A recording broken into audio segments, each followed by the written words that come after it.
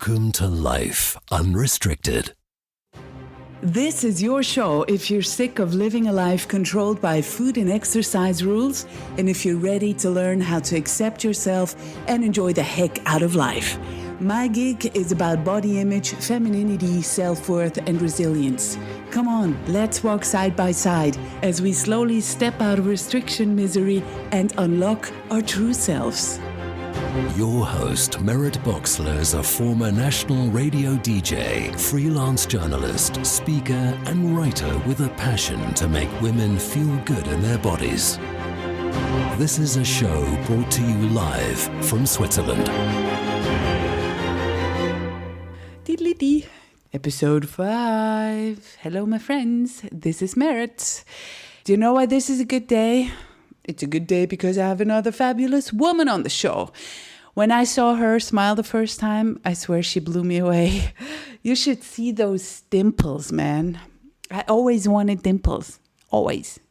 My first boyfriend had dimples. I think I just fell in love because of his dimples. Nothing else. Anyway, so who is this dimply unicorn? It is Sara Vance. Sara is a body image coach who specializes in helping women banish body hate and get a handle on emotional eating. She's a contributing writer for Gorgeous magazine and Fabu Plus magazine, as well as the sponsored athlete for Superfit Hero, a size-inclusive athletic apparel line. As a former bikini model who was severely obsessed with food, weight, fitness, and her appearance, she knows the battle of so many women in our society, and she has successfully recovered from her eating disorder and exercise addiction and has made peace with her body and food in a beautiful way. I love how her example so clearly shows that it's actually possible to achieve that. Gives me hope as well, you know. I love the description she has on her site, by the way, saravance.com. It says about her, a body image badass who delivers non-fluffy advice on how to feel at peace within your body and around food. Isn't it time you start living the life you truly want and beat the body hate once and for all? You can have your cupcake and eat it too, shame and guilt-free. Let me show you. Fantastico, eh? Isn't it? I read it and I liked it. You should see it. It's beautiful. Right next to the caption there, she is dimpled and cupcaked. She's smiling her wicked smile and she's just about to bite into some bright blue piece of baked deliciousness. Oh, it's beautiful. But I digress. Sara is an incredibly inspiring, very compassionate and trustworthy expert when it comes to helping women change their relationship to fitness, food, and their bodies. She lives in Cincinnati with her fiancé and her boxer puppy, Bella. And she's on the show today. Hey. Hello, Sara. Thank you so much for having me. This is awesome. Yeah, you're in Zurich now. Halfway. No. Almost. A little bit. You know what I think is the funniest thing? It's that you have a boxer puppy. Bella. I do. I know. She's over here sleeping. She's been like a party animal at night. So she's been up all night and then she like sleeps all day. I don't know what's going on with her, but so she's snoozing right now. It's been cracking me up from the start because my last name is Boxler. And I was like, no, why don't you... But you were not to be convinced that it's actually a Boxler puppy. So, but I tried. And, I know. She's so cute. Yeah, she's my heart. She's like my baby for sure. Oh, great. Look, before we get into things, why don't you just talk about yourself and your life? Okay. So, my story, I'll try to keep it relatively short, even though sometimes I ramble. So I grew up a pretty normal, quote unquote, normal chick. But my family, my mom and dad were both bodybuilders. So I always had this like awareness around like food and body, but they never really pressured me to do anything. I just was very aware of what they were doing, but I never really took it on myself.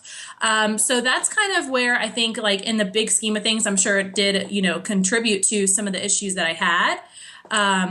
So, I mean, they were both bodybuilders. Like they would diet, measure their food. They would exercise very routinely. With bodybuilding, it's very much like an aesthetic sport. So trying to get, the leanest that you could, and you have to be super aware around your eating habits and things like that. So, I was aware of them like measuring out their vegetables, measuring out, whatever. Like I saw that, but I never really was like thought about it that much. So basically, I just continued along my life. And then when I got into college, I decided I wanted to be a nurse. So, being like a new grad and learning all this information can be really overwhelming. So I decided that I wanted to be an ICU nurse of all things, like the most intense thing. It's just what is always driven, I was driven to do. So I went in and I thought, well, right now, like I want to try to be a little bit more conscious about my health. That's what it initially started as, or what I said it started as. Because in the back of my mind, of course, it was, hey, you know what? Through college, my body changed and I'm no longer happy with it. And there's all this other stuff that's going on, and maybe it has to do with my body. So there was twofold things. But of course, a lot of us mask it as, well, I just want to be healthy. Really, when it comes down to it, it's that we're just unhappy with our body. So exactly. I started down that process. And it wasn't like obsessive or anything. Like I wasn't counting food. Nothing really was obsessive or anything. I was doing it in a quote unquote healthy mindset manner, moving my body how I enjoyed it. And then what happened is I got into strength training, which I really enjoyed. And I went to go see one of my friends compete in a strength training event.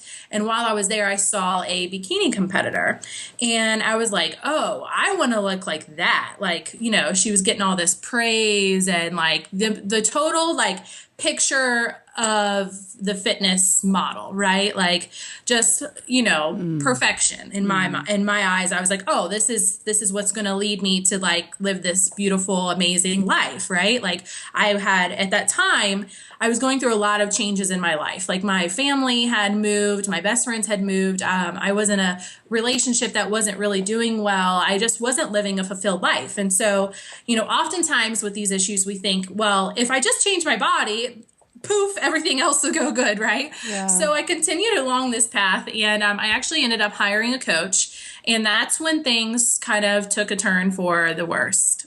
How old were you then?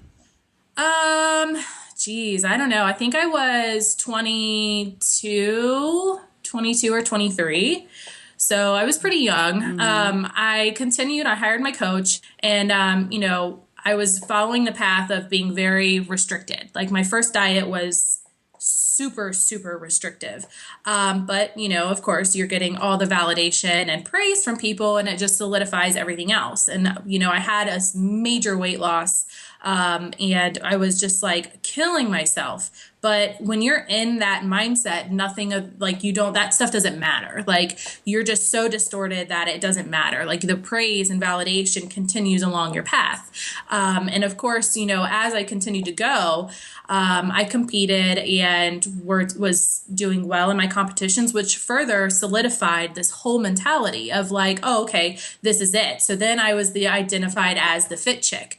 And I held up to this identity and continued competing for about a year and a half or 2 years. And with each competition, restriction got worse and worse, and my disorder got worse and worse. Why is that? So I think it is for bodybuilders, but it's like that goal body, right? Like perfection, basically. That even if you reach one level, you're always going to go, well, this isn't good enough. Let me reach this next level. And by doing that, I had to get leaner and leaner and more restricted and, continue to work. There was a point where I was doing 3 to 4 hours a day in the gym on severely low calories on top of a full-time job. That was it. That was my sole purpose, was my body. So this continued, and I knew in the back of my head, like this wasn't okay, because I was having extreme anxiety, extreme extreme like guilt and shame. I was bouncing from restriction to binging, these full-blown binges, and then guilt on top of that, and then this punishment that I would do the next day in the gym because, I quote unquote overate and went off my diet. And then on top of that, my hair started falling out. My sleep cycle was all messed up. I didn't have a period. Like in the back of my mind, because I was a nurse, I knew that like something wasn't okay, right? Like this isn't okay, but I was so disordered that I just couldn't see that at that time. So I did my last competition, and I remember laying on the beach with a really well-known photographer, and I was like, is this it? Like, this is it? This is what I've kind of like been waiting on. This is it. It was horrible. Like right before that, I had a full-blown breakdown, like in a restaurant over pizza, like over a slice of pizza, like just really just not in a great place. So I knew at that time that I needed something to change. Like I needed to take a break physically. I knew that at least. I had that awareness that I needed to take a physical break. But when you're that consumed, it does become your life. So of course, I was like, I'm going to be a personal trainer and I'm going to help people do exactly what I do. So I went down that path and went to a photo shoot in California, a business seminar, and I went down the same thing, doing 2 days in the gym, severely restricted. And I walked in this photo shoot, like, oh, I look amazing. And the photographer was like, don't worry about your stomach, like we'll Photoshop it out. And I was just like, what I'm selling to people, because I was going to use these photos as a business thing. And I said, what I'm selling to people is a complete facade. Like this is one big lie. This isn't healthy by no means. It was like a kind of like, there were multiple wake up calls, but that was like really prominent for me to be like, this is not what I'm trying to do. This is a lie. I can't put my name and my soul into this. Like, I don't want, young people are looking up to me and women are looking up to me no matter their age and saying they want to be like me, but it's one big lie. Like I'm not living my life. I'm not happy. I'm not even healthy. I'm just miserable and stressed and anxious and I can't enjoy my life. And on top of all that, the guy's suggesting that your stomach wasn't even good enough after all the work you put into that. I mean, that must have been horrifying. Oh yeah. I mean, it's to the point where like, you'll never be good enough if you try to reach perfection, Yeah. You'll never be good enough if perfection is your goal. But that wasn't the turning point. No. So it attributed to it. I think there's multiple things that kind of lead an individual to being like, okay, something has to like, let me try to do something else. So that was one thing that I was like, all right, I need to, this is not okay. And I started getting into the body positive movement at that point, but I was still a personal trainer and I only trained women.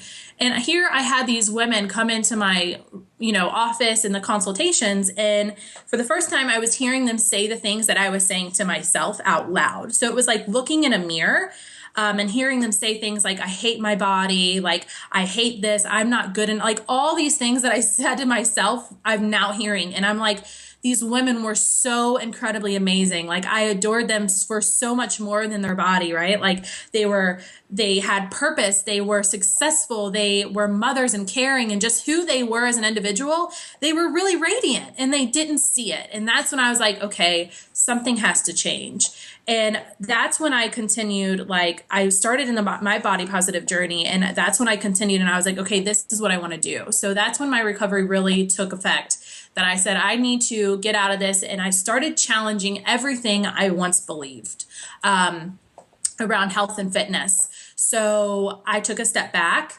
and really like dug deep and went on my own journey. And now like I recovered for my own self. And now I help women basically break free from the diet cycle and feel at peace within their own selves and just like live their life and enjoy it and like just be the amazing human being that I know that each of us are. So that's where I am today. It's been one big journey, but I absolutely love the transformations the internal transformations that I see with women, really just stepping into the power of who they are and just being them and free. So you can be proud of yourself. And did you see how you jumped over the messy part there? It was like, yeah, all the mess. And then it all got better and now I'm fine. So, of course, we want to hear about what was the mess like, because this is not easy to recover from.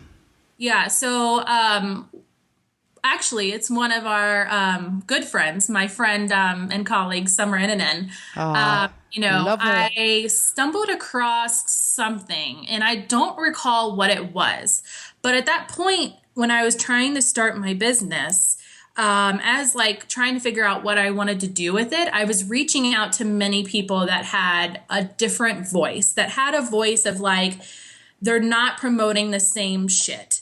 And Summer, I saw something and I reached out to emailed a bunch of people like, hey, do you have resources? Blah, blah, blah. And she was the only one that replied. And she said, she suggested this book, When Women Stop Hating Their Bodies. And I read that book and I was like, oh, okay, this is what's going on. Because it talked about perfection. It talked about, how we turn everything back into ourselves. It talked about the facades of the diet industry. And that's when I really just dove into the body positive movement. Was it easy? By no means. I mean, it's really difficult to give up something that you've invested your life into, like my fitness identity. I was very fearful. Like it is scary to like go into the unknown and the uncertainty and like challenge your own beliefs and like really be like, oh, I have been living and believing something that isn't necessarily true. And then I had to go through this mourning process of like, initially I was really mad. I was really angry at the fitness industry. I was really angry at people that I saw that had the ideal, quote unquote, ideal body that I wanted. I was mad. I was like, why can they do it? And why can't I have it? I was really mad. And it took me that whole process to go through it to reach acceptance, where I had to be mad and I had to mourn, letting go of a lot of this stuff. I mean, I had to go through stages of sadness. I had to really like deal with some things that I was covering up with the fact that like my relationship sucked. So I had to get out of that relationship. I had to, really start working on my relationships with my friends and really start like trying to detach myself from my aesthetics and realize that I am more than a body. I had to challenge my belief system around food and really let go of some of the rules that I, was abiding by and challenge all of that. And it was really scary because on top of that,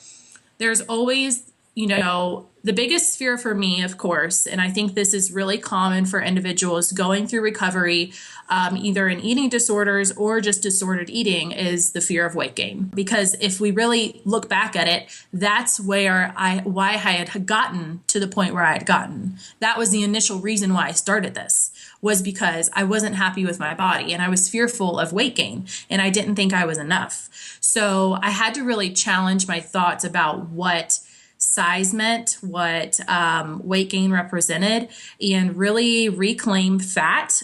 Even though I still am standard size, I think that can be very powerful for an individuals in general, to detach this idea that we've been taught that fat equates to all these other things when it isn't. It's just a descriptor and it's not a bad thing. And really like hone in on the idea that all bodies are good bodies and start searching out, challenging everything that I thought, that like health is not a size, and like fat people are successful, they're loved, all this stuff. And so, fat phobia is so prominent in our culture.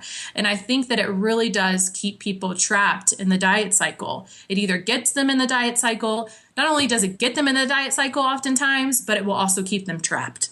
Of course, I think it's the internalized fat phobia that keeps us trapped. And I think, the whole thin privilege, I think this is keeping fat people as well as thin people, no matter where they are on the weight spectrum, it keeps us all trapped because it ostracizes fat people, and thin people are afraid shitless to gain weight. So basically no one is privileged. We call it thin privilege because it does exist. Yeah. But it also keeps thin people trapped because they don't want to lose the privilege. So they do everything, just like you did, and I sometimes still do, try not to, step out of that zone that is being tolerated, a size that you still can pass in this society, which is a sick idea. And I never knew. I totally bought into all the messages that I was being told. So what was the first thought you tackled? So, it's not like one thing happened. It's like multiple things happened. So I became really involved and really involved in the body positive movement. Like I threw myself into it. I mean, I'm not talking about like dipping my toe in the water. Like I cannonballed in the pool. Like I was like, I am ready for this. So What did you do? Seeing different bodies, body diversity, just seeing different bodies do things was huge for me. Like that is one of my number one suggestions that I tell everybody, because coming from the background that I was within the fitness industry, I was so used to seeing one body type and that's it. That's all I saw was one body type. Yes, I saw other bodies out in the community, but I was so like narrowed myself that it's like I had blinders on. Like I only saw one body and believed one body. So I had to start seeing body diversity, not only like actively in my social media feeds. So I did like, a total social media like makeover, like got rid of anything that was like triggering me, that made me question my own worth, that I would compare myself to, got rid of all that, and then started filling it up with, different sized people just living, and just different people in general that had different things that I enjoyed. Like maybe, they had a dog like I do, or maybe they enjoyed doing something. Maybe they were a nurse. Maybe they were, into some of the same things that I liked, just general people, not people that it was like this idolization of a body. Like I wanted to start seeing people for who they were and not bodies. And that required looking for body diversity. On top of that, not only in my social media, but in real life, I started like taking those blinders down and really like being aware, like forcing myself almost to be aware and look at other bodies in the world. At that time I was still a nurse, and you see a ton of diversity in nursing, like a ton of it. And so I started like really taking that in, like really taking in like all these bodies that I was seeing in life, and really like realizing that there's somebody behind those eyes. There's a story, there's emotions, there's somebody else. And this body doesn't tell us anything about an individual. And these people are more than just their body. Like their body is the least interesting thing about an individual. Oh, thank you. Their bodies, if they have scars and stretch marks and and tattoos, that, yes, they can tell a story, but that's not what makes them who they are. So I really like seeked out just people. And I started reconnecting in life again, because I was so disconnected from life. I was spending all my time in my own head. I wasn't out in the world living. So I started to step outside of myself and really try to be present in the world. Did you have to turn your back on certain people that, from the fitness community? Yeah. So, absolutely. I lost some people that I thought were friends. But when it came down to it, the only thing that we had in common was my disorder. And I knew at that time that I had to let that go for myself. And that can be super scary and challenging, because you feel like at that time, well, what about, am I going to be able to find other people to connect with? Because and we all want to be accepted, right? Like that's kind of a need for people. That's why fat phobia exists, right? Because we want to be accepted by the greater society. So we still want connection. Connection and love is something that we all crave. But we've been conditioned to believe that it's only within a body, but it's not. So I had to disconnect from those people and really start finding individuals in my life that like I really actually enjoyed for who they were, not just because we could work out together or eat our cold ass chicken together, like people that I would like go live my life with. Yeah. And on top of that, I have a group of amazing, amazing women that I have been friends with since I have been in junior high. And through my disorder, I put those friendships on the back burner.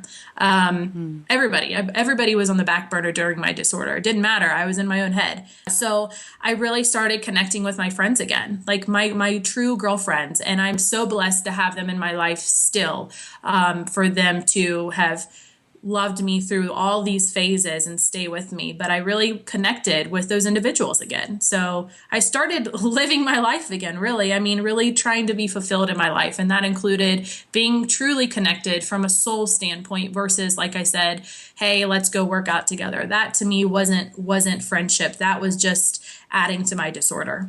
which obviously, the whole process doesn't happen overnight. So you went from being completely absorbed by all of this to, a discovery process, I think, Yeah. to discovering what you like and who you want to be with. And what helped you in this process? I can't really say one particular thing. I relied honestly a lot on the idea that I knew what I was doing was not where I wanted to go. I knew that I didn't want to do what I kept doing. And I had faith that there was something else. I was seeing other people live their life and be okay with food and their body. And I believed that I could do that too. I believed that I always knew, I never underestimated my own power. Great. But I just had to reclaim that power. I knew it was there. I just had to really reclaim it and really challenge and really just be like adamant and stubborn about the fact that I'm no longer going to be disordered. Like, I'm not going to go there, and really be anchored to this idea that, I can do and have and be happy and successful and loved, and freedom is what I want.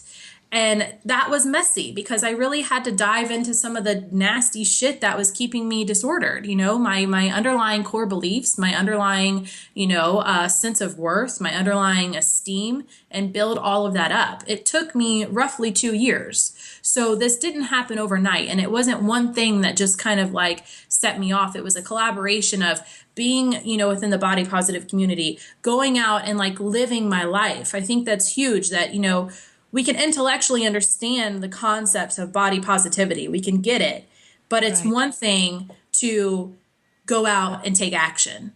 And I think the reason why so many people don't take action is because they're scared. That would be me. Yeah. And I think it is scary. And I was scared too, but I had a really great support system that helped me along the way. And I had this faith that I can do hard things. I can have a challenge and I can overcome it, and I'll be okay. Like, I really relied on my faith, not in a religious way, but like I really relied on the idea that I know I'll be okay. Like, I know I'll grow from this. So it's really like trusting the unseen, right? Mm-hmm. Did you get that fear voice as well, telling you that you needed to go back to dieting and going back to restricting and everything? Oh, absolutely. And that trigger will be there for the rest of my life. I think, sometimes the body positive community, it's amazing. I love it. It helps me so much. And I'm totally involved in it. But sometimes when people first get into it, it's all rainbows and butterflies, and it looks like, people never have a bad day. And that's not the case. We still do live in a fat phobic culture, in a diet culture, and you are going to have triggers. You can do a great job at getting rid of your scale, redoing your social media, getting rid of people, toxic people in your life, setting boundaries. You can do all these things to help not be triggered. But the reality is that you can't walk around in a bubble, right? Like, you're not immune. We all have an Achilles heel. And sometimes that Achilles heel might be, gotten. And you might feel, those emotions and thoughts come back up. But that's when you have to really anchor down and love yourself through it and really get real with yourself and say, what's going on? What triggered this? What can I learn from this? Rely on your support system. Vocalize it, because all that shit lives in silence. It thrives on silence. If you don't vocalize it and have it go outward and go with somebody you trust, like a therapist, a counselor, a coach, and help you get through that sometimes, that can be really challenging. So I absolutely had my moments where I was like, oh, well, this is what I need. Like, I'll see a new diet. And it was like, oh, well, this one is going to be the promised land, right? Or one of my initial thoughts, I actually talked to Summer about this not too long ago, was that, I thought, well, once I have peace around food, then I'll be able to control my food enough to be able to have my ideal weight. I thought, that it was like this weird It's like thing. an alcoholic who would say, Yeah. one day I will be able to drink in moderation. Yeah. And it's not the case. I had to fully surrender and let go and realize that I can't control my body. Like, dieting does not work. I cannot control my body. And on top of that, dieting and manipulating my body is not going to give me what I really want when I dig behind those emotions and ask, what is it and why is it that I really want to pursue this? Is it because I don't feel good enough? Is it because, I was using comparison? Is it because I'm overwhelmed in my life and this is now, a way that I deal with my emotions is by running back to a diet, because it's a hell of a lot easier to control your food than it is to face the reality of your own life. Yeah. Right? Like it's hard, it's challenging, and it's scary, and you feel hard emotions. And we don't like to feel it. And so that's what I call the trenches of vulnerability, is that you're in it. Like you're taking your luggage in the trench and like all this baggage. And as you go through this journey, your baggage slowly comes off of you, and you're still in the trenches of vulnerability, and it's unusual to feel, and you don't know how to feel those emotions. But if you just keep going and you trust that you'll be able to keep going and sludging through the mud, that you can overcome it. And you may find yourself back in the trenches eventually, but you have a newfound, awareness of what's going on, and you rely on your support system. Nobody does this alone. Like nobody does it. And you are going to have bad days, but it's a matter of how you deal with those days when they come. If you were to compare your two lives, like your now life and your before life, what comes to mind? Oh, well, it's funny because when you ask me about my old life, I want to say like, what life? There was no life. There were many moments that, like I went on vacation. I don't remember any of it. I know. Events in my life, I don't remember any of it. I don't remember anything. I remember like eating tuna in a bathroom, when I was out on New Year's Eve with my best friends. I remember stressing out when I was in the cruise of the Bahamas because I needed to work out and the gym wasn't open on the boat. I don't remember actually being in the Bahamas. I don't remember any of that. So my life was completely consumed at that point.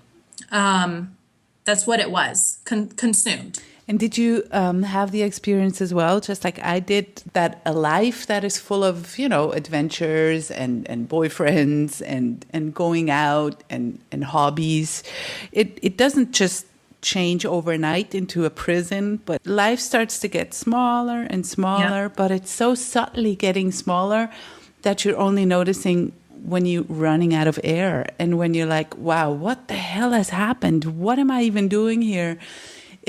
It usually takes much too long, because for a long time it feels good and you get praised. Yep. And then you sacrifice something for it, and some more time for it, and some more joy for it, and and then all of a sudden after years you go, wow, I'm not living anymore. Yeah, that took me about 3 years before I was to that point where I was so stuffed in a box that I couldn't move. Like that was it. I was so trapped in this box. It took 3 years, because you're right. You just give up little pieces and little pieces and little pieces and sacrifice here and there and there. And eventually you're so in your own consumed box that you don't realize that you haven't gone on a date with somebody, with your significant other, that you haven't communicated with your best friends, that you haven't lived life. You don't even remember what it's like. And at that point, you thought you would be living life, right? Like that's the idea, that you'd be going and living this amazing life, and you're not at all. You're just trapped. Now, where I'm at now, my life is extremely fulfilled. And I have very overwhelming moments of gratitude for that, to the point where it hits me like a ton of rocks and I just start bawling, because I'm so incredibly blessed for where I am now compared to where I was. Because the life that I always dreamt I had, I'm having it now. And more so, I'm in a loving relationship. I have freedom around food. I can wear and do whatever the hell I want, and I don't care. And I have a meaningful relationships. I have purpose in my life.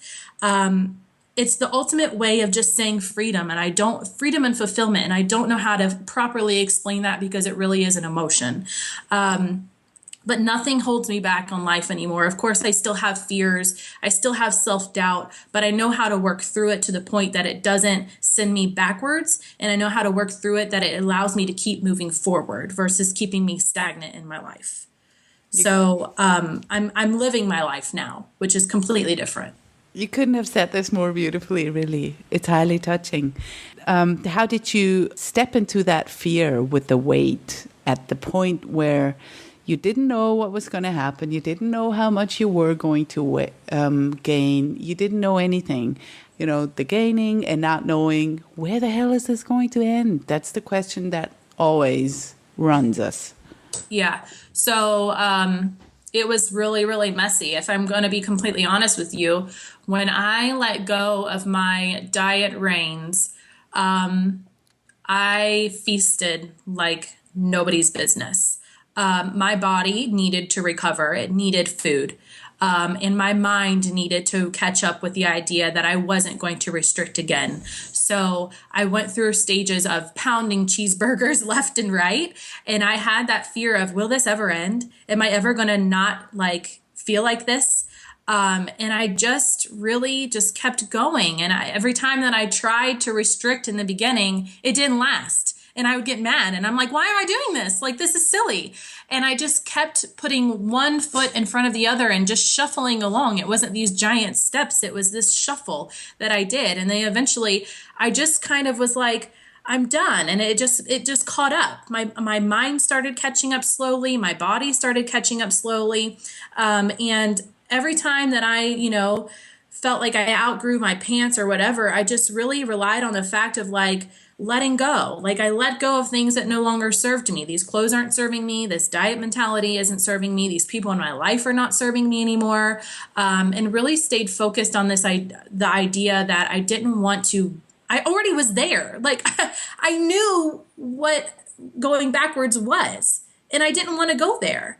So I just kept that idea of moving forward. And, the fear of weight gain, you don't have any idea, right? Like there's this idea of set point, and in the beginning, like you try to like your set point doesn't reach your ideal. You're like, oh, I'll only gain like this much and it'll be fine. And then, you begin realizing that like literally your body is out, like you can't control your body. And I think it comes down to for me, it came down to what's more important. And I really focused on what was more important to me, like living my life and like feeling the way that I did in my life, or being like upset over weight. Like what did weight actually symbolize to me? Like getting behind that question, like what does this actually mean to me? And then realizing it doesn't mean crap. Eventually, I mean, it took a lot of time for me to get there. But really challenging all those beliefs around weight is what really helped me.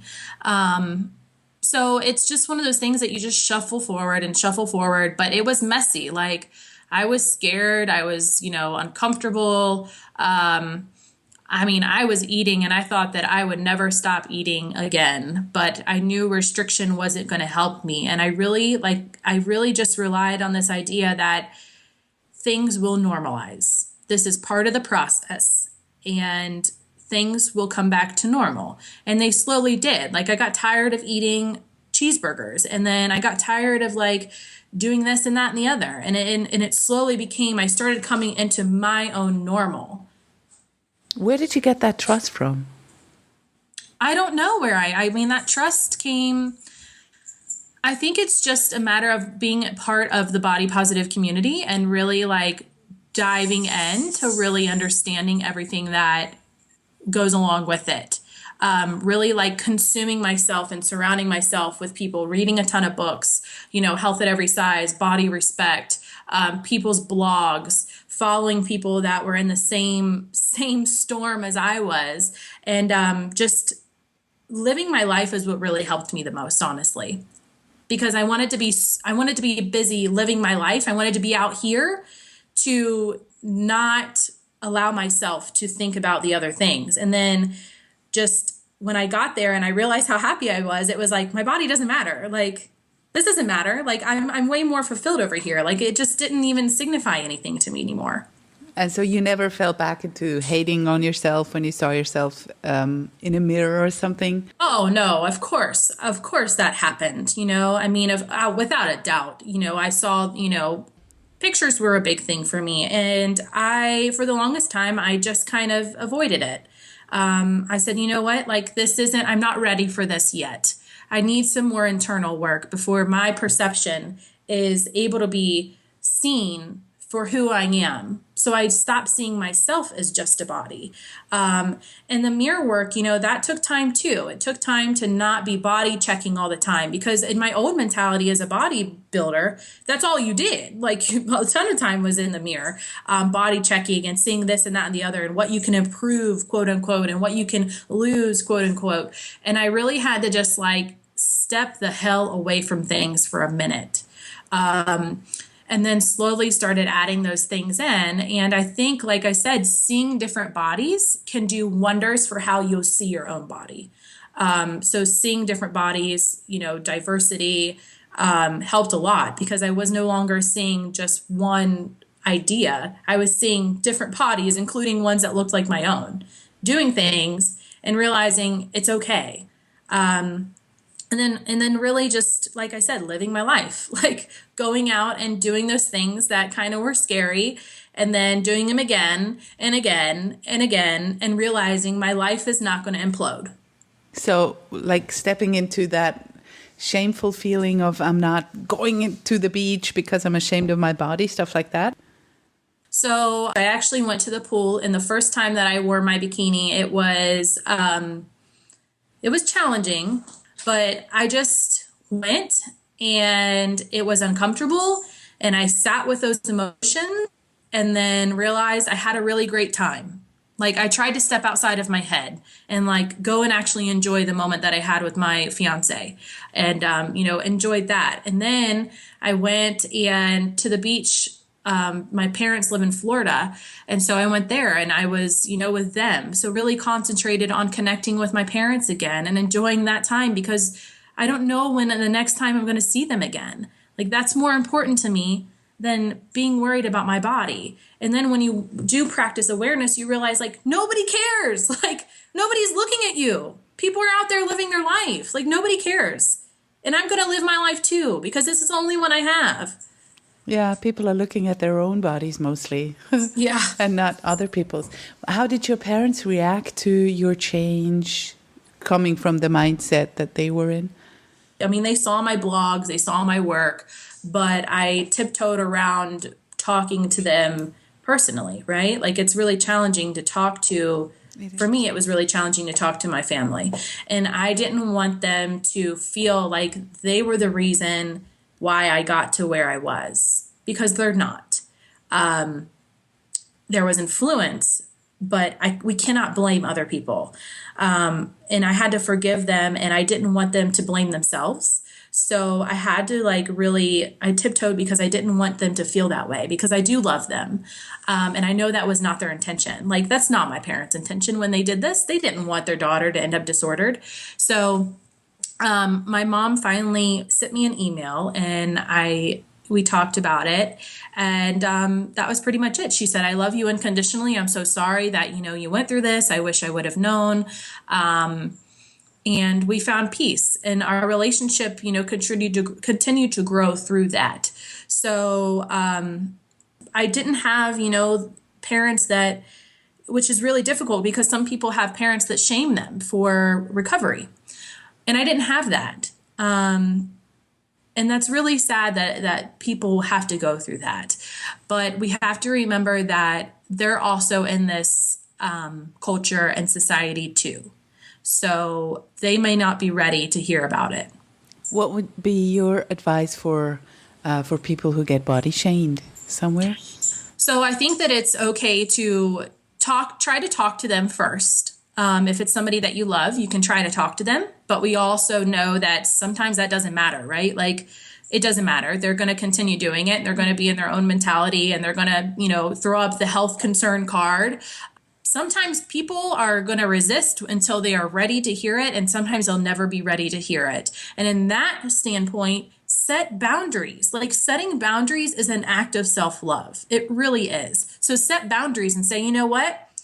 We're not going to talk about this. We're not going to talk about it. You can change the subject. You can walk away. You can tell them straight up, we're not going to talk about it. But take back the power and realize that this is your life. And if somebody's making you feel uncomfortable, set a boundary around it. Like there's no need to have that be in your life. Yeah, but it's still gonna hurt, so Oh, it does hurt, without a doubt. It does. I It think, hurts either way. You know what I mean? It hurts to hear it, and it can hurt to hear the boundary, and it can hurt to have the difficult conversations. But sometimes you have to ask yourself, what is best for me right now? yeah, I think it's an act of self-love to say it's not okay. Yeah.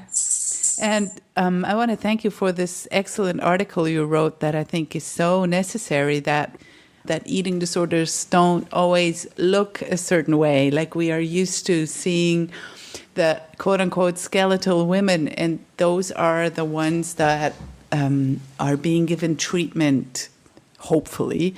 And then there are so many people, like I was for the longest time. No one said anything. It didn't occur to anyone to tell me why maybe I was not having my period, or that my eating was somehow messed up, or because, my BMI was fine.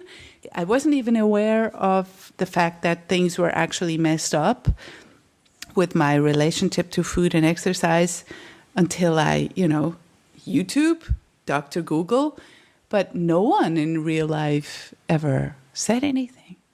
Yeah, because it's become so normalized in our culture. It's scary how normalized it is in the health and fitness industry to have like restriction and then have binges and call it a cheat meal, or call it, you fell off the wagon and think there's a wagon to even get on. It's scary as hell to have it be normalized and celebrated and joked about, that people are suffering and they don't even know it. They don't even know their disorder. I didn't either until I had to hit like rock bottom. And like you said, was like, what the hell is going on? Because it's so normalized. And there is this idea that in order to have a disorder, a messed up, whatever it may be, that you have to look a certain way, which is horrible. It's a horrible stigma around eating disorders and disordered eating. And it truly does prohibit people from getting the help that they need. Because there are fat people that have eating disorders and they're not getting the help that they need because professionals will say, you're fat, you don't have a effing eating disorder. And it's not okay. People are dying from this stuff. People are dying every day. This eating disorders is the highest mortality rate among all mental illness. Oh, preach, girl. I'm serious. It's horrible. And like I said, it's become so normalized. Diet camaraderie, diet talk, you hear it every day among people. Yes. I was good, I was bad, I was this, I was that. It's so earning food. It's everywhere. It's our culture is consumed by it. But having awareness and being able to see the bullshit and standing in your power and realizing what is going on, that it's one big freaking capitalist, marketing all for money thing, can help. But there's still people out there in their disorder that don't even know it, because what they're doing is quote unquote healthy, quote unquote okay, it's normal, I'm doing the right thing, quote unquote. That's what I told myself. A lot of people tell themselves that. Yeah. Meanwhile, they're bulldozing over their life, and they're binging, and they're, severely disordered, mentally not okay, anxious, guilt, shame, physically unhealthy, but all for the name of perfection and looking a certain way. Mm-hmm. And I think we need to draw some attention to the fact that exercise bulimia is actually a thing, and that is not a really known fact. I think that's the reason why I never thought I had an eating disorder, because I never threw up, and only for a very short time there I was close to being anorexic. But the whole rest of the time my weight was all over the place. But my exercise routine got worse and worse and worse in terms of more and more and more. And even when I had my back surgery, which was a little over half a year ago, people applauded me when I went down to the gym in the rehab clinic I had to go to get care for the scar and everything getting better. And I was working out while I was still tackered up. My scars hadn't even healed, and people were like, "Wow, you're so disciplined." Yeah, you're so disciplined. You have willpower. Yeah.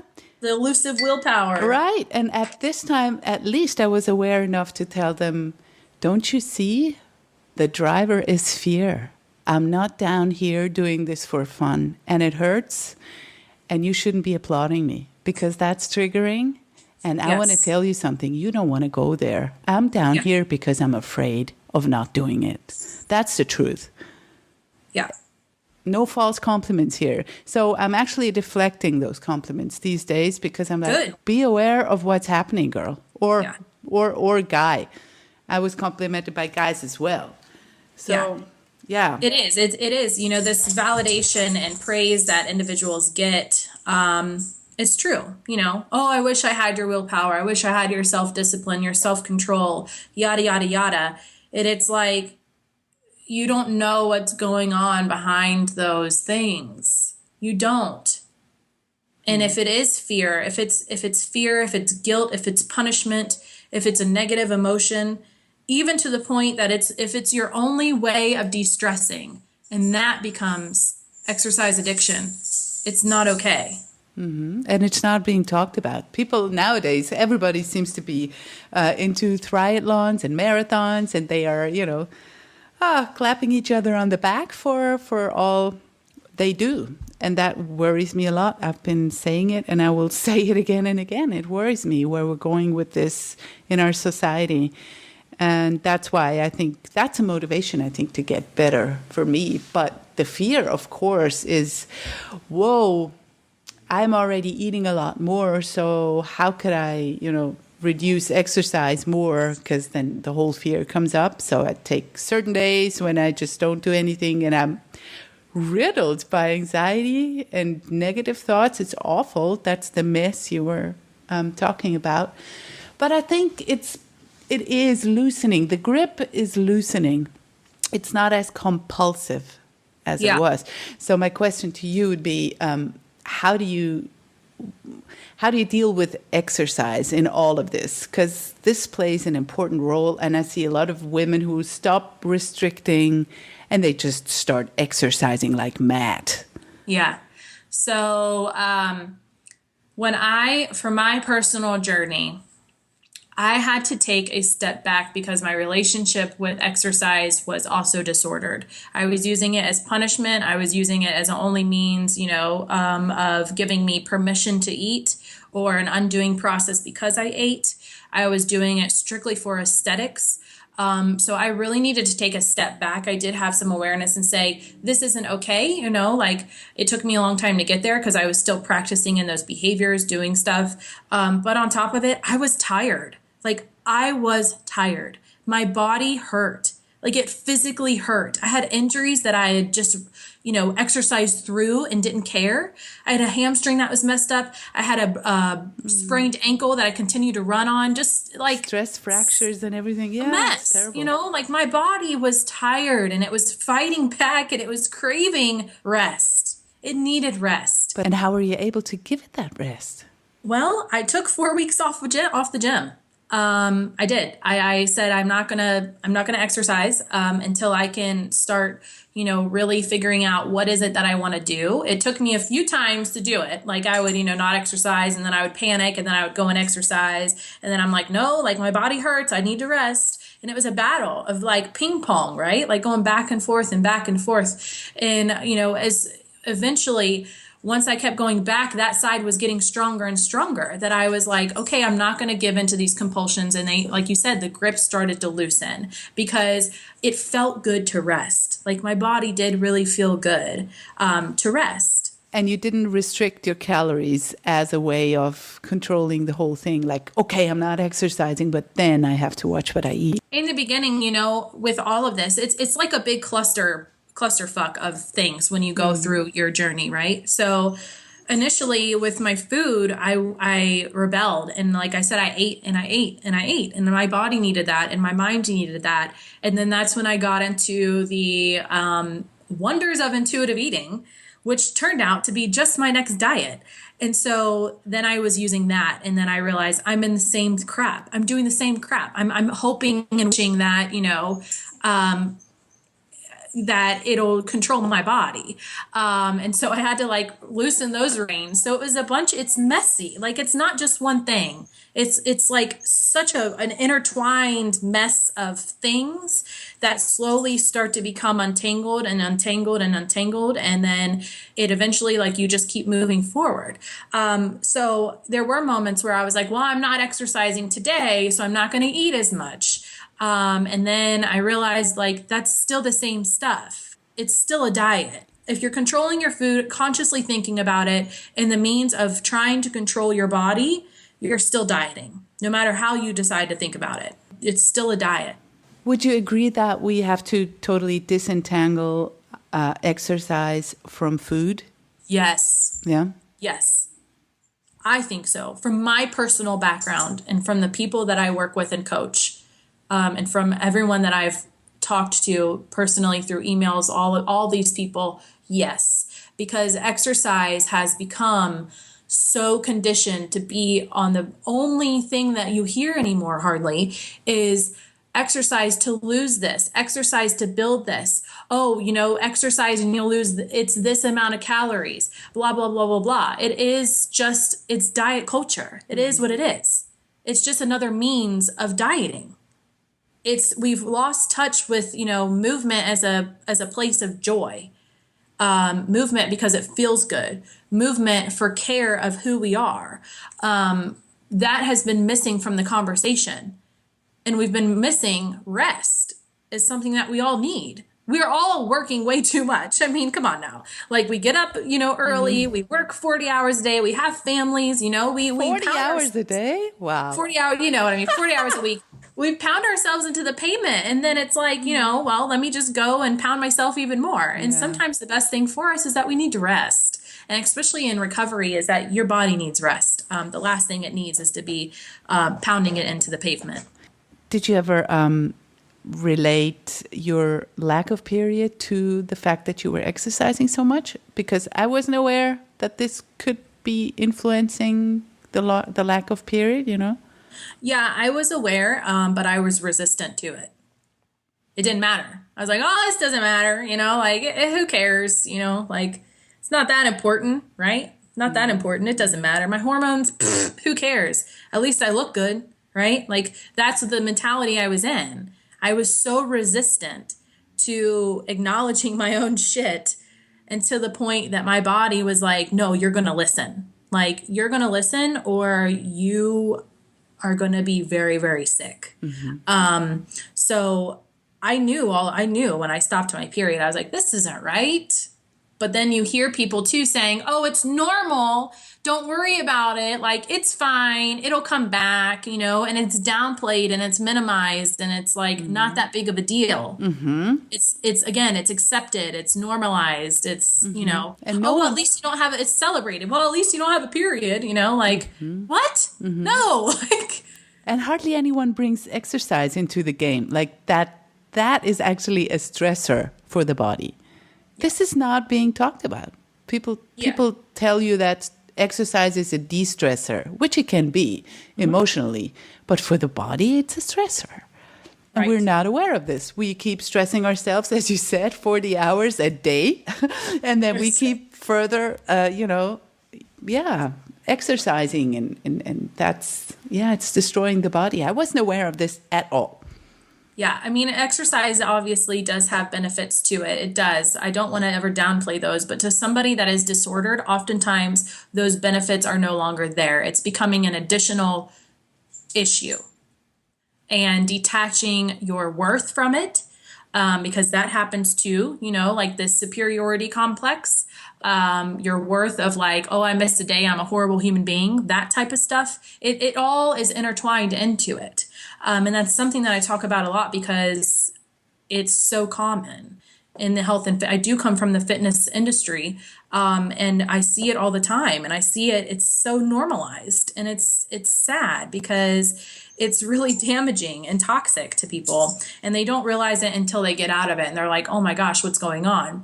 And then you can start, implementing things from a place of love and compassion, where it's like, okay, my body doesn't need this right now. Maybe my body needs to lay on the couch and not do anything.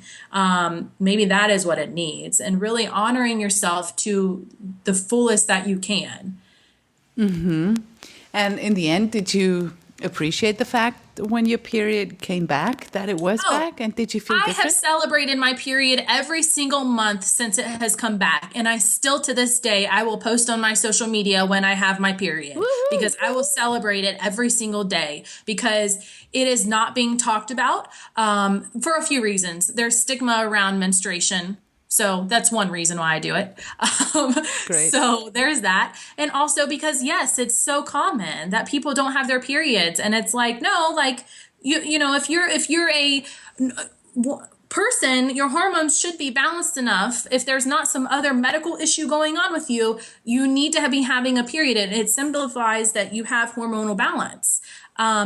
My hair started growing. I got my period. And not only in the beginning, they were super irregular, but now they're regular to the day. My sleep cycle's back to normal, where like I have a normal sleep cycle. I'm not waking up in the middle of the night. I'm not needing excessive amounts of caffeine to get my day going anymore. My nails grow to the point that, first of all, they just grow to the point where I actually have to cut them. Before, that never happened. They would break before they would even get long enough. Mm-hmm. My libido is back because now your hormones are back, and you actually have energy and time to be active in your sex life. And of course, working through those things when it does come, and I did a blog post about this, body image of the bedroom, working through those things as well. How did you conquer that? Oh man. So that took a lot for both me and my partner. It really was about communication between the both of us. Realizing that it's okay to accept pleasure, because I think sometimes when people are in the diet mentality, and especially emotional eaters, that they have a hard time accepting pleasure, whether it be from food or life or sex. Mm-hmm. Self-pleasure. So that was one thing, to figure out what do you even like, and then communication from my partner, and realizing that, he doesn't care what my body looks like, just like I don't with him. Like, this is a moment for us. This is about more than like my cellulite or my rolls. There's a whole blog that I wrote about it. There's actually some input from some of the body image activists as well in it, because it is a big topic that isn't being covered, that I think a lot of women go through. And I am so blessed to have found an individual that has been a positive impact to my journey, because he's been very supportive. And we went to therapy together, which I encourage completely, to kind of dive in between those things, because you bring this baggage along with you no matter where you go, and it's important to unpack it. You are helping a lot of women reconnecting with themselves in your work as a body image coach. How do you do that? So with my clients, it really just depends on where they are. So first I just, have them walk me down memory lane. Like, I want to know where everyone's coming from, because everybody's journey is completely different. And it's really important to get kind of like a wide view of what's going on.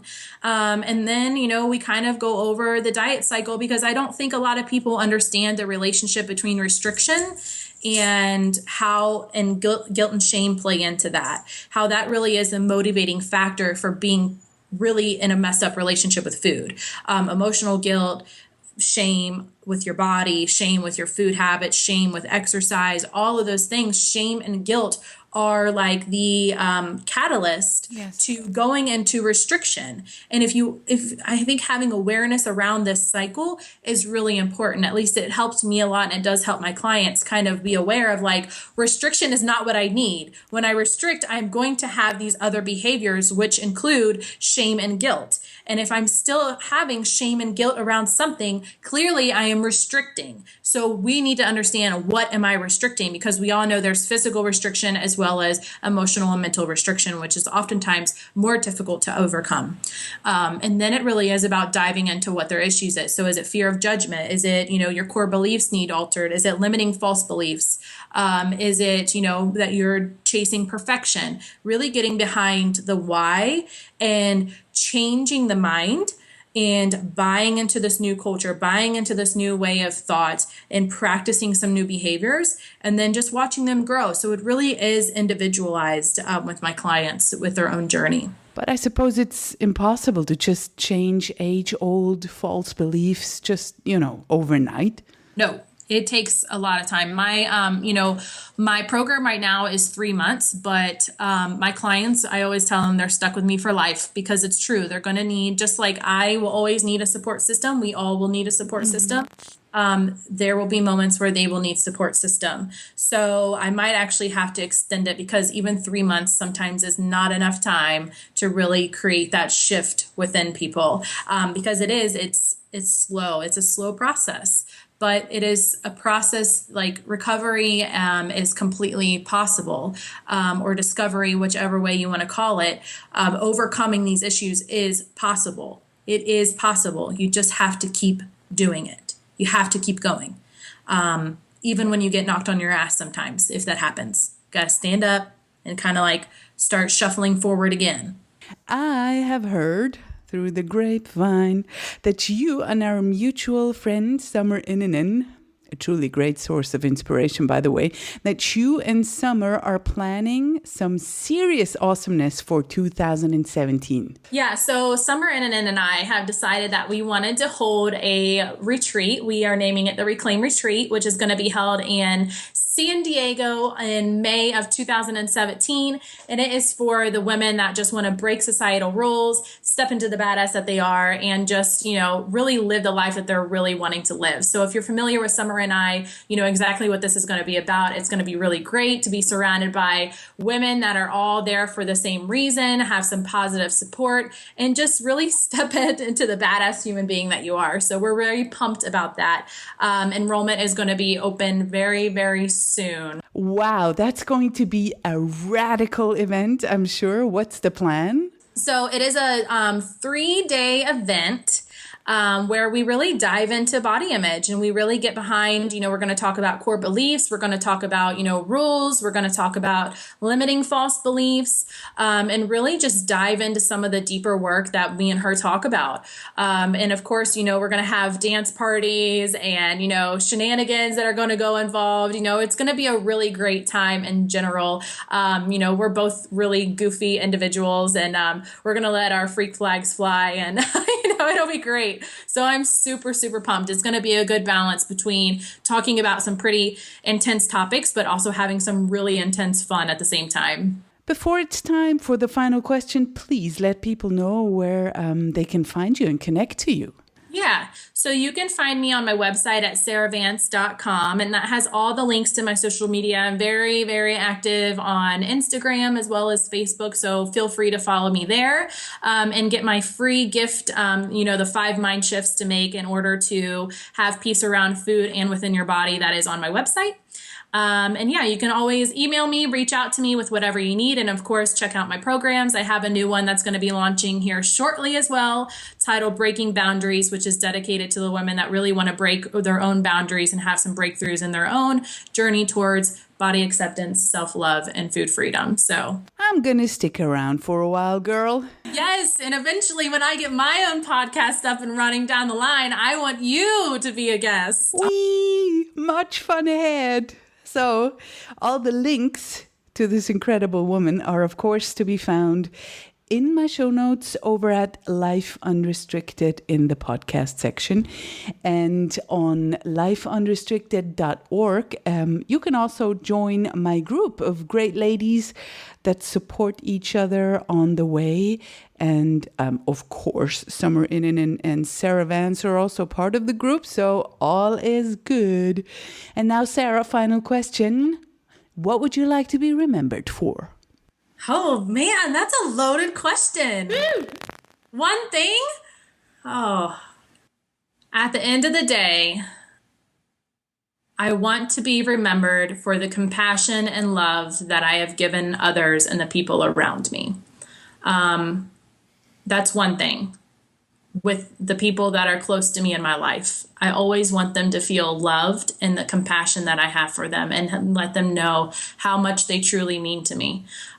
Because for a long time, I didn't do that. So that's really important for me. Secondly, I hope to be remembered for being part of the change in changing the culture that we live in. Collectively, as a whole, all of us are playing a vital role in this. And I really want to mark my place in that and say, you know what, like collectively we did this. We didn't do it by each, alone. We did this as a group. And I really hope that there is significant change. It's already starting, which is amazing. And I hope it continues along that path, because you and I are adults, but we have young people following us. And that's where this help is really, really needed. We need it ourselves, but the change is going to occur for them. So that's really important for me. Do you know how awesome you are? Yes, I do. It's great. Thank you. I couldn't love you more. What you said is really Thank you. I beautiful. love you too. Thank you so much for having me on here. We had a great conversation. Thank you for everything. And we'll be hearing from each other in the groups, right? Absolutely, my dear. Thank you so much. Goodbye, darling. Enjoy the rest of your day. Bye. Bye. This was today's dose of badassery from Life Unrestricted. Find the show notes with links to everything we mentioned in this episode over at lifeunrestricted.org. And if this show is making you feel good, awesome. Make sure to subscribe and please let others feel good too. By leaving a 5-star review on iTunes, you'll help make this show more visible and therefore more accessible for others. You're the best. Thanks.